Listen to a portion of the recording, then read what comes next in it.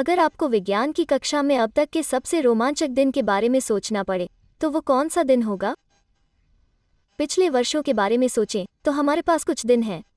जिस समय हमने केचुए को डाइसेक्ट किया था, जिस समय हमने एक उल्लू का पेट चीरा था, ऑस्मोसिस एग, जेनेटिक एक्सपेरिमेंट्स में फ्रूट फ्लाई। ओह, मुझे और भी बहुत सारी चीज़ें याद हैं, लेकिन मैं अपनी 9वीं कक्षा की विज्ञान कक्षा में एक दिन कभी नहीं भूलूंगी।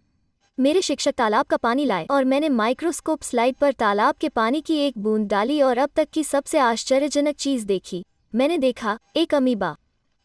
उस माइक्रोस्कोप स्लाइड पर एक सिंगल सेल वाला अमीबा था और मैं उसी समय से हमेशा के लिए विज्ञान के करीब आ गई, क्योंकि मुझे विश्वास नहीं हो रहा था कि यह छोटी सी कोशिका थी इस स्लाइड पर जीवित, अभी भी खा रही है, क्योंकि अमीबा बहुत खाते हैं।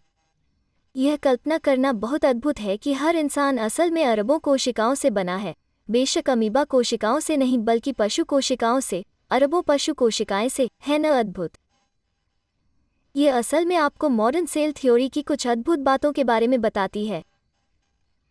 मॉडर्न सेल थ्योरी में निम्नलिखित बातें शामिल हैं। पहला, यह कि कोशिका सभी ऑर्गेनिज्म में सबसे छोटी जीवित इकाई है। दूसरा, यह कि सभी जीवित चीज़ें कोशिकाओं से बनी हैं, एक या ज़्यादा सेल। मैंने जो अमीबा देखा वो सिंगल सेल वाला ऑर्गेनिज्म था, इसलिए यूनिसेल्यूलर।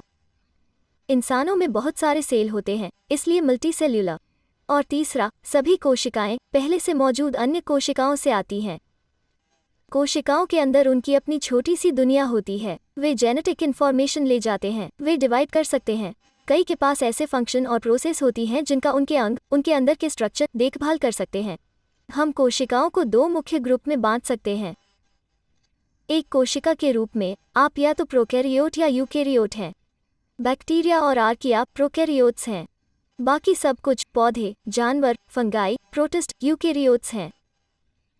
प्रोकैरियोट्स और यूकैरियोट्स दोनों में जेनेटिक मटेरियल होता है, दोनों में साइटोप्लाज्म होता है, दोनों में राइबोसोम होते हैं जो छोटे अंग होते हैं जो प्रोटीन बनाते हैं, दोनों में कोशिका झिल्ली होती है जो यह कंट्रोल करती है कि कोशिका के अंदर और बाहर क्या होता है। लेकिन जो चीज़ उन्हें अलग बनाती है वो बहुत बड़ी बात है। प्रोकैरियोट, प्रो, नो से राइम करता है। उनके पास कोई न्यूक्लियस नहीं है जो जेनेटिक मटेरियल रखते हों और कोशिका की एक्टिविटी को कंट्रोल करते हों। प्रोकैरियोट्स में कोई झिल्ली से बंधे अंग नहीं होते। Membrane bound organelle, fancy organelle हैं, जैसे न्यूक्लियस और माइटोकॉन्ड्रिया और गोल्जी अपैरेट्स। यूकैरियोट्स, ईयू, डू से राइम करता है, उनके पास झिल्ली से बंधे अंग होते हैं। तो अब आप सोच रहे होंगे कि ऑर्गेनेल क्या करते हैं, उनके फंक्शन क्या हैं? वैसे आप हमारा स्टाइल जानते हैं, हम अपने विज्ञान में कॉमिक्स को शामिल करना पसंद करते हैं। इसलिए हम आपको आपकी ज़िंदगी के सबसे बेहतरीन सफ़र पर ले जाना चाहते हैं, एक सेल के अंदर। सफ़र शुरू करने के लिए हमें सबसे पहले इस कोशिका झिल्ली से गुजरना होगा, जिसे प्लाज्मा झिल्ली भी कहा जाता है। यह चुनिंदा परमिएबल है, जिसका मतलब है कि यह सिर्फ कुछ चुनिंदा मटेरियल को अंदर और बाहर जाने देता है। ऐसा करने से यह कोशिका में चीज़ों को स्थिर रखता है, जिसे होमियोस्टेसिस के रूप में भी जाना जाता है। हमारे पास सिर्फ झिल्ली पर एक पूरा वीडियो है जो सभी कोशिकाओं में पाया जाता है, लेकिन अभी के लिए हम झिल्ली में इस प्रोटीन के बारे में बात करेंगे। कोशिका के अंदर हम खुद को इस जेली जैसे मटेरियल में पाते हैं जिसे साइटोप्लाज्म कहा जाता है। यह इन सभी इंटरनल सेल स्ट्रक्चर को घेरता है और आप इसे प्रोकैरियोट्स और यूकैरियोट्स दोनों के अंदर पाएंगे। साइटोप्लाज्म में बस तैरने वाले ऑर्गेनेल को आप जितना सोचते हैं उससे ज़्यादा मदद मिलती है। कोशिकाओं में एक साइटोस्केलेटन होता है जो फाइबर का कलेक्शन है जो कोशिका और उसके अंगों की मदद करता है। साइटोस्केलेटन एक जगह से दूसरी जगह आने जाने में अहम रोल अदा कर सकता है। असल में साइटोस्केलेटन के लिए तो अलग से एक वीडियो बनना चाहिए, हालांकि यह बहुत कॉम्प्लेक्स है और इसकी बनावट इस बात पर निर्भर करती है कि आप सेल को किस तरह देख रहे हैं। इस साइटोप्लाज्म के माध्यम से आगे बढ़ते हुए आइए राइबोसोम से शुरू करते हैं।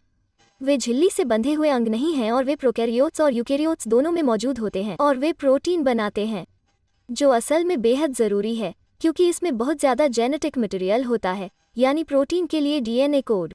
साइटोप्लाज्म में राइबोसोम फ्री हो सकते हैं, उन्हें दूसरे ऑर्गेनेल से भी जोड़ा जा सकता है, जिसके बारे में हम थोड़ी देर बाद बात करेंगे। अब हम यूकैरियोट ऑर्गेनेल पर फोकस करेंगे, जिसका मतलब है वे ऑर्गेनेल जो झिल्ली से बंधे होंगे। तो यह हमारे सफ़र को बिग बॉस यानी न्यूक्लियस तक ले जाता है। यूकैरियोट्स में यह जेनेटिक मटेरियल रखता है, उदाहरण के लिए डीएनए में जेनेटिक मटेरियल। सभी कोशिकाओं में डीएनए होता है, लेकिन अगर आप यूकैरियोट हैं तो तो आपके पास इसे डालने के लिए एक न्यूक्लियस है। न्यूक्लियस कोशिका की एक्टिविटी को कंट्रोल करता है। इसके अंदर एक न्यूक्लियोलस होता है जहां राइबोसोम बनाया जा सकता है। न्यूक्लियस या न्यूक्लियस झिल्ली की झिल्ली से जुड़ा हुआ होता है, एंडोप्लाज्मिक रेटिकुलम। संक्षेप में ईआर। यह प्रोटीन को फोल्ड करता है, अणुओं को प्रोसेस करता है और उन अणुओं को चारों ओर ले जाता है, एक हाईवे की तरह।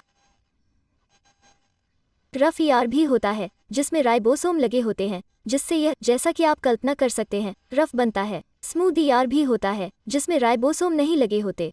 रफ ईआर खास तौर पर प्रोटीन बनाने और उसे यहाँ वहाँ ले जाने का काम करता है, क्योंकि याद रखें कि राइबोसोम प्रोटीन बनाते हैं। ईआर छोड़ने वाले अणुओं को वेसिकल्स में दूर भेजा जा सकता है, जो असल में ईआर को खुद बंद कर देते हैं। स्मूथ ईआर का काम होता है डिटॉक्सिफिकेशन। यही वजह है कि हमारे लीवर की कोशिकाओं में बहुत ज़्यादा ईआर होता है। स्मूथ ईआर का एक और रोल भी है, यह कुछ तरह के लिपिड बना सकता है। आगे है गोल्जी अपैरेट्स। यह अल्टीमेट पैकेजिंग सेंटर है। यह ईआर से पिन किए गए ट्रांसपोर्ट वेसिकल से आइटम ले सकता है। इसमें एंजाइम होते हैं जो इसे मिलने वाले अणुओं में बदलाव कर सकते हैं और यह मिलने वाले मटेरियल को भी सॉर्ट करता है। यह तय कर सकता है कि उन अणुओं को कहाँ भेजा जाए, जिनमें कुछ ऐसे भी शामिल हैं जिन्हें आखिरकार झिल्ली में भेजा जा सकता है ताकि उन्हें सेक्रेट किया जा सके, जिसका मतलब है वे आइटम जो कोशिका से बाहर भेजे जा सकते हैं। सब कुछ चल रहा है। आपको आश्चर्य हो सकता है कि इस चीज़ को ताकत कहाँ से मिल रही है। शक्तिशाली माइटोकॉन्ड्रिया या माइटोकॉन्ड्रियन। अगर सिर्फ एक के बारे में बात की जाए तो एक पावर प्लांट की तरह यह चीज़ सेल्यूलर रेस्पिरेशन नाम की प्रोसेस में एटीपी ऊर्जा बनाती है। यह वैसा पावर प्लांट नहीं है जैसा आप सोच रहे हैं। यह ग्लूकोज पर चलता है, जो एक शुगर है, और एटीपी ऊर्जा को अच्छी तरह बनाने के लिए ऑक्सीजन की ज़रूरत होती है। अब इस पॉइंट पर हमें यह बताना होगा कि यूकेरियोट्स ऐसे आकार में नहीं होते हैं जो हर जगह फिट हो जाएं। जानवरों की कोशिकाएं पौधों की कोशिकाओं से अलग होती हैं। यहाँ रास्ते में रुकावट है। उदाहरण के लिए पौधों की कोशिकाओं में न सिर्फ माइटोकॉन्ड्रिया होते हैं, बल्कि उनमें क्लोरोप्लास्ट नाम के अद्भुत अंग भी हो सकते हैं। क्लोरोप्लास्ट फोटोसिंथेसिस के रूप में जानी जाने वाली प्रोसेस के जरिए प्रकाश ऊर्जा का इस्तेमाल करके ग्लूकोज बनाते हैं। ये हरे रंग के दिखते हैं क्योंकि उनके पास एक पिगमेंट होता है जो प्रकाश ऊर्जा को कैप्चर करता है और हरे रंग की रोशनी रिफ्लेक्ट करता है। पौधे और पशु कोशिकाओं में वैक्यूओल हो सकते हैं। वैक्यूओल मटेरियल को स्टोर कर सकते हैं। पौधों की कोशिकाओं में एक बड़ा वैक्यूओल हो सकता है जिसे सेंट्रल वैक्यूओल कहा जाता है, जबकि पशु कोशिकाओं में कई छोटे वैक्यूओल हो सकते हैं। याद रखें कि हमने पहले कहा था कि सभी कोशिकाओं में झिल्ली होती है।